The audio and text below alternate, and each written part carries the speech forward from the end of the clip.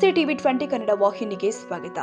ಕರ್ನಾಟಕ ರಾಜ್ಯ ಸೌಹಾರ್ದ ಸಂಯುಕ್ತ ಸಹಕಾರಿ ಸಂಸ್ಥೆಯ ರಜತ ಮಹೋತ್ಸವ ಆಚರಿಸಲು ನಿರ್ಣಯಿಸಲಾಗಿದೆ ಅಂತ ಕರ್ನಾಟಕ ರಾಜ್ಯ ಸೌಹಾರ್ದ ಸಂಯುಕ್ತ ಸಹಕಾರಿ ನಿಯಮಿತದ ರಾಜ್ಯಾಧ್ಯಕ್ಷ ಜಿ ನಂಜನಗೂಡು ಅವರು ತಿಳಿಸಿದರು.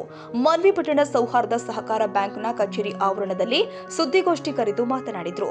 ಕರ್ನಾಟಕ ರಾಜ್ಯ ಸೌಹಾರ್ದ ಸಂಯುಕ್ತ ಸಹಕಾರಿ ನಿಯಮಿತವು 2001ರಲ್ಲಿ ಸೌಹಾರ್ದ ಸಹಕಾರಿ ಕಾಯ್ದೆ ಜಾರಿಗೆ ಬಂದ ನಂತರ 2002ರಲ್ಲಿ ಸಂಯುಕ್ತ ಸಹಕಾರಿ ನೋಂದಣಿಯಾಗಿ ಕಾರ್ಯನಿರ್ವಹಿಸ್ತಾ ಇದೆ. ಇದೀಗ ಈ ಸಂಸ್ಥೆ ದೊಡ್ಡದಾಗಿ ಬೆಳೆದು ನಿಂತಿದೆ ಎಂದಿದ್ದಾರೆ. ಸಹಕಾರ ಸಂಘದಿಂದ ಬಡವರಿಗೆ ತುಂಬಾ ಸಹಾಯವಾಗ್ತಾ ಇದ್ದು, ನಿರುದ್ಯೋಗಿಗಳಿಗೆ ಆರ್ಥಿಕವಾಗಿ ಸಹಾಯ ಮಾಡುವ ಮೂಲಕ ಅವರನ್ನ ಸ್ವಯಂ ಉದ್ಯೋಗಿಗಳಾಗಿ ನಿರ್ಮಿಸ್ತಾ ಇದೆ ಎಂದಿದ್ದಾರೆ. ರಾಯಚೂರು ಜಿಲ್ಲೆಯಲ್ಲಿ ಒಟ್ಟು 418 ಸೌಹಾರ್ದ ಸಹಕಾರಿ ಸಂಸ್ಥೆಗಳಿದ್ದು, ಒಟ್ಟು 4,80,000 ಸದಸ್ಯರಿದ್ದಾರೆ. 3,280 ಕೋಟಿ ರೂಪಾಯಿ ದುಡಿಯುವ ಬಂಡವಾಳವಿದ್ದು, 124.19 ಕೋಟಿ ಷೇರು ಬಂಡವಾಳವಿದೆ. 2,693 ಕೋಟಿ ರೂಪಾಯಿ ಠೇವಣಿಯಾಗಿದೆ. 2,442 ಕೋಟಿ ರೂಪಾಯಿ ಸಾಲ ನೀಡಲಾಗಿದೆ. ಹಾಗೆ 69 ಕೋಟಿ ರೂಪಾಯಿ ಲಾಭ ಹೊಂದಲಾಗಿದೆ ಎಂದಿದ್ದಾರೆ. ಇನ್ನು ಸಂಸ್ಥೆಯು ಈ ವರ್ಷ 25ನೇ ವರ್ಷಕ್ಕೆ ಪಾದಾರ್ಪಣೆ ಮಾಡಿದ್ದು, ಸೌಹಾರ್ದ ಸಹಕಾರ ರಜತ ಮಹೋತ್ಸವ ವರ್ಷ ಆಚರಿಸಲು ನಿರ್ಣಯಿಸಲಾಗಿದ್ದು, ರಜತ ಮಹೋತ್ಸವ ಅಂಗವಾಗಿ ವಿವಿಧ ಕಾರ್ಯಕ್ರಮಗಳು ಹಮ್ಮಿಕೊಳ್ಳಲಾಗಿದೆ ಎಂದಿದ್ದಾರೆ.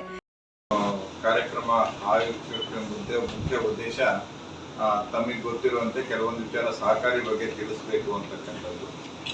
ತಮಗೆ ಗೊತ್ತಿರೋ ಹಾಗೆ ನಮ್ಮಲ್ಲಿ 2 ಕಾಯ್ದೆಗಳು, 1959ರ ಸಹಕಾರಿ ಸಂಘಗಳ ಕಾಯ್ದೆ ಮತ್ತು 2001ರಲ್ಲಿ ಪ್ರಾರಂಭ ಆಗಿರ್ತಕ್ಕಂಥ 1997ರ ಸೌಹಾರ್ದ ಕಾಯ್ದೆ. ನಾವು 1997 ಸೌಹಾರ್ದ ಕಾಯ್ದೆ ನಾವು ಪಾಸಾದರೂ ಕೂಡ ಅದು ಇಂಪ್ಲಿಮೆಂಟ್ ಆಗಿದ್ದು, ಕಾರ್ಯರೂಪಕ್ಕೆ ಬಂದಿದ್ದು 1/1/2001ರಿಂದ. ಅಲ್ಲಿಂದ ಇಲ್ಲಿವರೆಗೂ ನಾವು ಇವತ್ತು 25ನೇ ವರ್ಷದಲ್ಲಿದ್ದೀವಿ. ಒಂದು ಬೆಳ್ಳಿ ಹಬ್ಬವನ್ನ ಆಚರಿಸ್ತಾ ಇದ್ದೀವಿ. ಬೆಳ್ಳಿ ಹಬ್ಬವನ್ನ ನಾವು ಇವಾಗ ಆಚರಿಸ್ತಾ ಇದ್ದೀವಿ. ಈ ಸಂಯುಕ್ತ ಸಹಕಾರಿ ಇದು ಏನಪ್ಪಾ ಅದರ ಕೆಲಸ ಅಂತಂದ್ರೆ, ನಮ್ಮಲ್ಲಿ ಸೌಹಾರ್ದ ಕಾಯ್ದೆಯಲ್ಲಿ ನೋಂದಾಯಿರ್ತಕ್ಕಂಥ ಎಲ್ಲ ಸಹಕಾರಿ ಸಂಸ್ಥೆಗಳು ಕೂಡ ಇದರ ಸದಸ್ಯರಾಗ್ತವೆ ಆಟೋಮೆಟಿಕಲಿ.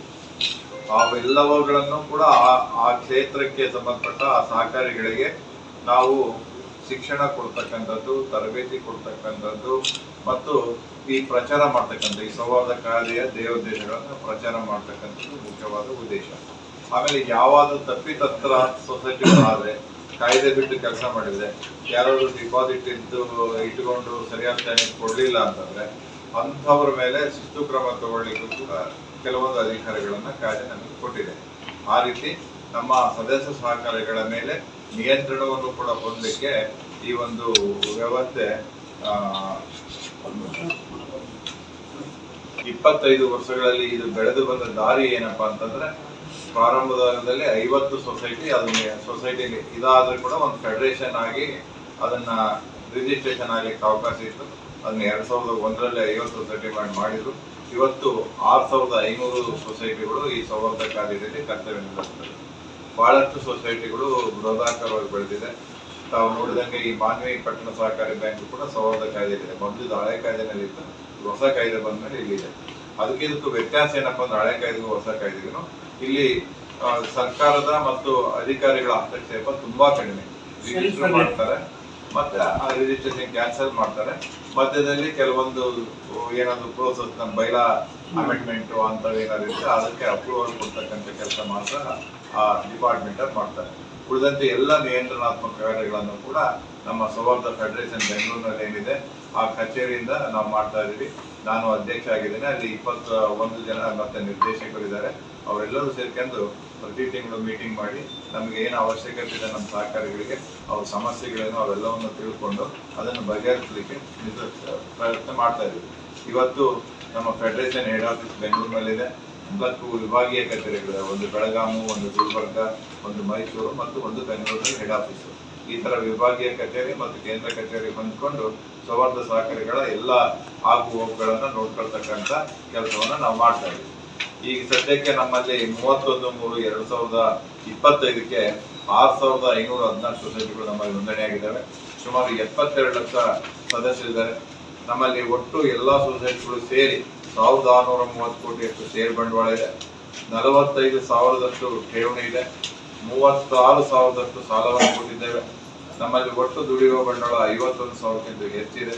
ಕಳೆದ ವರ್ಷ 735 ಕೋಟಿಯನ್ನ ಎಲ್ಲಾ ಸಂಸ್ಥೆಗಳು ಸೇರಿ ಲಾಭ ಮಾಡಿದ್ದಾರೆ. ಈ ತರ ಇರ್ತಕ್ಕಂಥ ಈ ಒಂದು ಚಳುವಳಿ ಬಹಳಷ್ಟು ಉತ್ಕೃಷ್ಟವಾಗಿ ಬೆಳೆದು ನಿಂತಿದೆ. ದೊಡ್ಡ ದೊಡ್ಡ ಸೊಸೈಟಿಗಳು ಕೂಡ ಇದ್ದಾವೆ. ಮಾನವಿ ಪಟ್ಟಣ ಸಹಕಾರಿ ಬ್ಯಾಂಕ್ಗಳಿಗಿಂತಲೂ ದೊಡ್ಡ ದೊಡ್ಡ ಸಂಸ್ಥೆಗಳು ಕೂಡ ನಮ್ಮಲ್ಲಿದ್ದಾವೆ. ಆಮೇಲೆ ಅತಿ ಸಣ್ಣ ಸಂಸ್ಥೆಗಳು ಕೂಡ ಇದ್ದಾವೆ. ಅತಿ ಸಣ್ಣ ಸಂಸ್ಥೆಗಳಾಗಿದ್ರು ಕೂಡ ಅಲ್ಲಿ ಉದ್ದೇಶ ಏನಪ್ಪಾ, ಈ ಸಂಸ್ಥೆ ಉದ್ದೇಶ ಅಂತಂದ್ರೆ ಇನ್ನೂ ಆರ್ಥಿಕ ಒಂದು ಸಮಾನತೆಯನ್ನು ತರ್ತಕ್ಕಂಥದ್ದು, ಸಾಮಾಜಿಕ ಮತ್ತು ಆರ್ಥಿಕ ಸಮಾನತೆ ತರಲಿಕ್ಕೋಸ್ಕರ ವಿಶೇಷವಾಗಿ ಗ್ರಾಮಾಂತರ ಪ್ರದೇಶದಲ್ಲಿ ಕೂಡ ಇವನ್ನ ವಿಸ್ತರಣೆ ಮಾಡಬೇಕು. ಅಲ್ಲಿ ಕೂಡ ಅನೇಕ ಅಮಾಯಕರಿಗೆ, ರೈತರಿಗೆ ಇವತ್ತು ಕೂಡ ಸಾಲದ ಫೆಸಿಲಿಟಿ ಸಿಗ್ತಾ ಇಲ್ಲ. ಆ ಕಡೆ ಗಮನ ಹರಿಸಿ ಅಲ್ಲಿನೂ ನಾವು ನಮ್ಮ ಕಾರ್ಯವ್ಯಾಪ್ತಿಯನ್ನ ಗ್ರಾಮಾಂತರ ಮಟ್ಟಕ್ಕೂ ಮುಟ್ಟಿಸ್ಬೇಕು ಅಂತಕ್ಕಂಥ ಆ ಒಂದು ಉದ್ದೇಶವನ್ನ ನಾವು ಹೊಂದಿದ್ದೀವಿ. ಸದ್ಯಕ್ಕೆ ಎಲ್ಲ ಜಾಸ್ತಿ ಸಂಸ್ಥೆಗಳು ಪಟ್ಟಣದಲ್ಲಿನೇ ಇದ್ದಾವೆ. ತಾಲೂಕಾ ಹೋಬಳಿ ಮಟ್ಟದಲ್ಲಿ ತುಂಬಾ ಕಡಿಮೆನೇ ಇದ್ದಾವೆ. ಆ ಕಾರಣದಿಂದ ಇದನ್ನು ಇನ್ನಷ್ಟು ವಿಸ್ತಾರಗೊಳಿಸಬೇಕು. ಕೇಂದ್ರ ಸರ್ಕಾರ ಮತ್ತು ರಾಜ್ಯ ಸರ್ಕಾರ ಎರಡೂ ಕೂಡ ಈ ಸಹಕಾರ ಕಾಯ್ದೆಯನ್ನ ಇನ್ನಷ್ಟು ಭದ್ರಪಡಿಸಬೇಕು. ಈಗ ನ್ಯಾಷನಲೈಸ್ ಬ್ಯಾಂಕು, ಬೇರೆ ಬೇರೆ ಬ್ಯಾಂಕ್ಗಳು ಇದ್ರೂ ಕೂಡ ಅವು ಜನರಿಗೆ ಮುಟ್ಟಿಲ್ಲ, ಇನ್ನು ಕೊನೆಯ ಮಟ್ಟದವರೆಗೂ ಮುಟ್ಟಿಲ್ಲ. ಈ ಸಂಸ್ಥೆಗಳಾದ್ರೂ ಕೂಡ ಕೊನೆಯ ಮಟ್ಟದವರೆಗೂ ಮುಟ್ಟಿ ಎಲ್ಲರಿಗೂ ಆರ್ಥಿಕ ಸಹಾಯವನ್ನು ನೀಡೋ ಅಂತ ಅಲ್ಲಿನೇ ಕೆಲವರ ಹತ್ರ ದುಡ್ಡು ಹೆಚ್ಚಿದ್ದಂತ ಡಿಪಾಸಿಟ್ ತಗೊಂಡು ಕಡಿಮೆ ಇದ್ದಂತೆಗೆ ಡಿಪಾಸಿಟ್ ಕೊಡ್ತಕ್ಕಂಥ ವ್ಯವಸ್ಥೆನ ನಾವು ಮಾಡ್ತಾ ಇದ್ದೀವಿ. ಇಲ್ಲಿ ಸರ್ಕಾರದಿಂದ ಯಾವುದೇ ಇದು ಪ್ರತಿಫಲ ನಾವು ಅಪೇಕ್ಷೆ ಮಾಡೋದಿಲ್ಲ. ಯಾವುದೇ ತರದ ಗ್ರಾಂಟ್ ಅನ್ನ ನಮಗೆ ಕೊಡಂಗಿಲ್ಲ. ನಾವು ಕಾಯ್ದೆ ರಿಜಿಸ್ಟರ್ ಮಾಡುವಾಗಲೇ ಆ ಕಂಡೀಷನ್ ಹಾಕೇ ಕೊಟ್ಟಿದ್ದಾರೆ. ಈಗಾಗಲೇ 1959 ಕಾಯ್ದೆ ಇದೆ. ಅಲ್ಲಿ ಗೌರ್ಮೆಂಟ್ ಸಬ್ಸಿಡಿ ಕೊಡುತ್ತೆ, ಮತ್ತೇನೋ ಎಲ್ಲ ಕೊಡುತ್ತೆ. ಇಲ್ಲಿ ಯಾವುದೂ ಇಲ್ಲ. ನೀವೇನೇ ಬಂಡವಾಳ ಕಲೆಕ್ಟ್ ಮಾಡ್ಕೋಬೇಕು, ನೀವೇನೇ ಅದನ್ನ ಡಿಸ್ಟ್ರಿಬ್ಯೂಟ್ ಮಾಡ್ಬೇಕು ಅಂತ ಒಂದು ಕಂಡೀಷನ್ ಮೇಲೆ ನಾವು ಬಂದಿದೆ. ಈ ರೀತಿ ಬಂದಾಗ ಸಾಕಷ್ಟು ಕೆಲಸಗಳನ್ನ ನಾವು ಮಾಡ್ತಾ ಇದ್ದೀವಿ.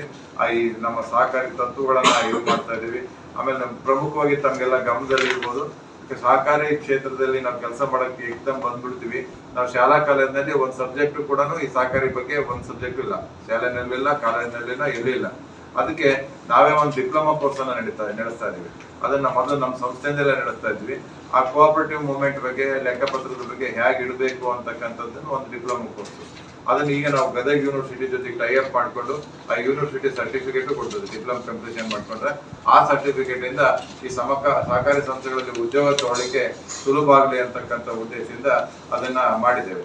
ನಮ್ಮ ಸಂಸ್ಥೆಯಿಂದ ಇದು ಪ್ರಚಾರ ಕಾರ್ಯ ಸಾಕಷ್ಟು ಅನುಕೂಲ ಆಗಲಿ ಅನ್ನೋ ದೃಷ್ಟಿಯಿಂದ ನಾವು ಒಂದು ಮ್ಯಾಗ್ಜಿನ್ ತಗೊಂತೀವಿ. ಸ್ವಾಭಿಮಾನಿ ಸಹಕಾರ ಅಂತ ಪ್ರತಿ ತಿಂಗಳು ಮತ್ತು ಮಾಸಿಕ ಬರ್ತಾ ಇದೆ.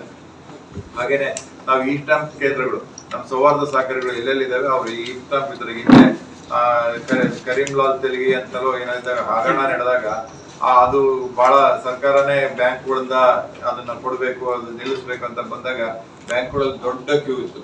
ಅದನ್ನ ನಿವಾರಣೆಗೋಸ್ಕರ ನಮಗೆ ಟೋಟಲ್ ಫೆಡರೇಷನ್ ಟೈ ಅಪ್ ಮಾಡಿಕೊಂಡು ನಮ್ಮ ಮೂಲಕ ಅದನ್ನ ವಿತರಣೆ ಮಾಡ್ತಕ್ಕಂಥ ಮಾಡಿದ್ವಿ. ಈಗಲೂ ಕೂಡ ನಾವು ಒಂದು ದಿನಕ್ಕೆ ಸುಮಾರು ರಾಜ್ಯಾದ್ಯಂತ ಲೆಕ್ಕ ಹಾಕಿದ್ರೆ 2 ಕೋಟಿ ರೂಪಾಯಿ ಹಣವನ್ನ ನಾವು ಸರ್ಕಾರಕ್ಕೆ ಕಟ್ತೀವಿ. ಅಷ್ಟೊಂದು ಸಹಕಾರಿ ಕ್ಷೇತ್ರಗಳಿದ್ದು ಸುಮಾರು 15-20 ವರ್ಷದಿಂದ ಬ್ಯಾಂಕ್ನ ಅಧ್ಯಕ್ಷರಾಗಿ ಸಹ ಸೇವೆ ಸಲ್ಲಿಸಿದ್ದಾರೆ.